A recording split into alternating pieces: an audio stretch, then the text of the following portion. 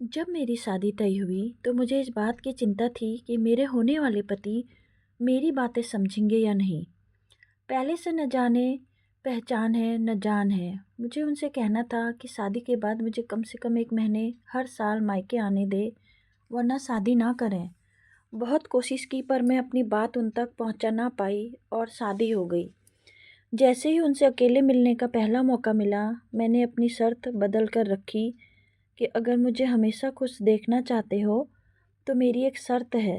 शर्त बताते ही मुस्कुराकर बोले, एक क्या, तुम 2 महीने मायके रहना, पर शर्त मेरी भी है कि मेरी अम्मा हमेशा हमारे साथ रहेगी और बाकी बचे 10 महीने तुम उनको खुश रखोगी। हम दोनों ने बहुत आसानी से एक दूसरे की शर्त मान ली और दिल से मानी। अम्मा मुझे प्यार करती पर गलतियों पर बड़बड़ाती और मम्मी को 4 बातें सुनाए बिना किस्सा ख़त्म ना होने देती। मैंने अपने व्यवहार से उनका दिल भी जीता और विश्वास भी। हमारे बीच लड़ाई हुई पर कटुता कभी नहीं आई। मेरे मायके जाने का कार्यक्रम हर साल होता रहा। तैयारी में समय लगता, 15 दिन पहले से सूटकेस लगने लगते। उत्साह छलकाती तारीखों का हिसाब कैलेंडर पर होता होता काउंटडाउन शुरू हो जाता। जब स्टेशन के लिए निकलती तो मुझे लगता जैसे पंख लग गए हैं या मैं किसी परी कथा की नायिका हूँ।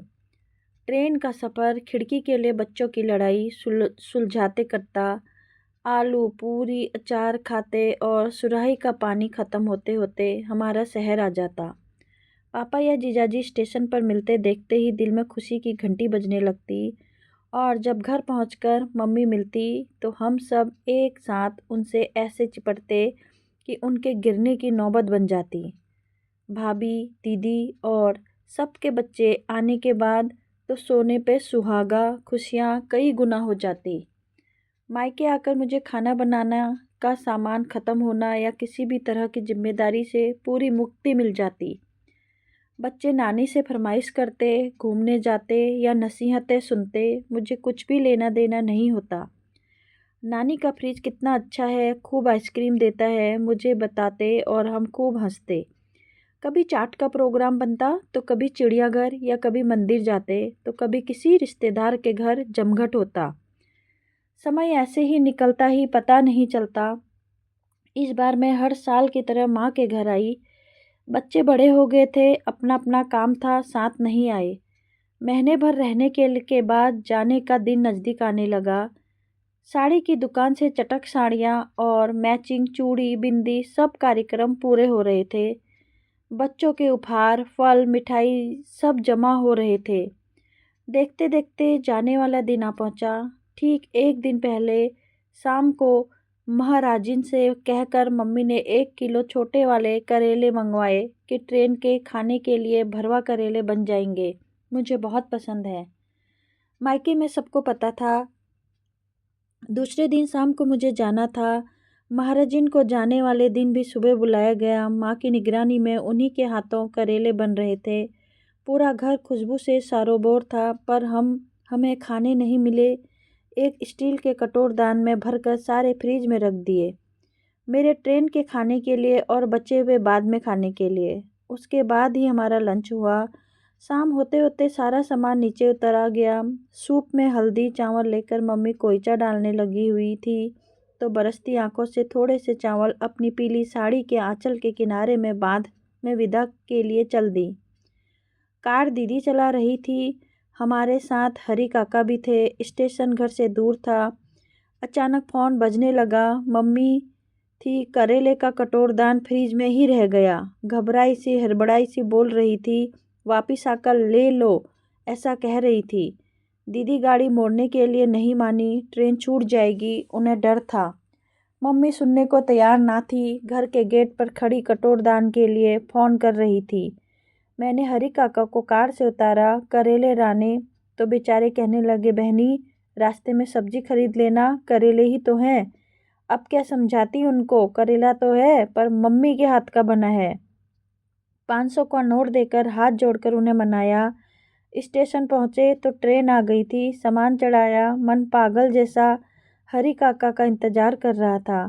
बिना बोले मेरी आंखें खिड़की में लगातार बाहर देख रही थी।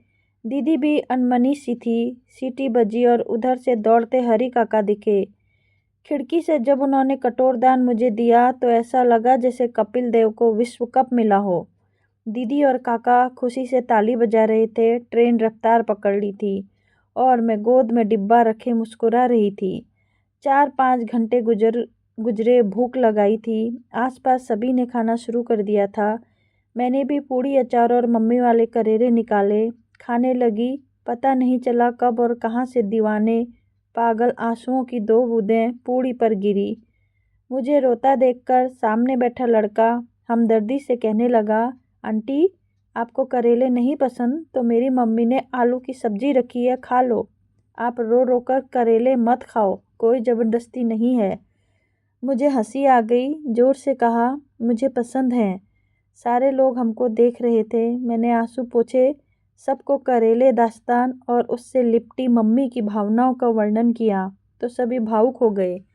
सब ने मेरी आप बीती ध्यान से सुनी। कटोरदान सबके हाथों से गुजरता मेरे पास आया।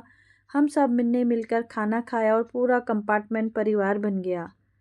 अपनेपन की लहर दौड़ गई। खुशी खुशी यात्रा समाप्त हुई। स्टेशन पर बच्चे, अम्मा और पति लेने आए थे, पर मुझे नहीं मालूम था कि ये विदाई माँ की जीवित रहते मायके से मेरी आखिरी विदाई है।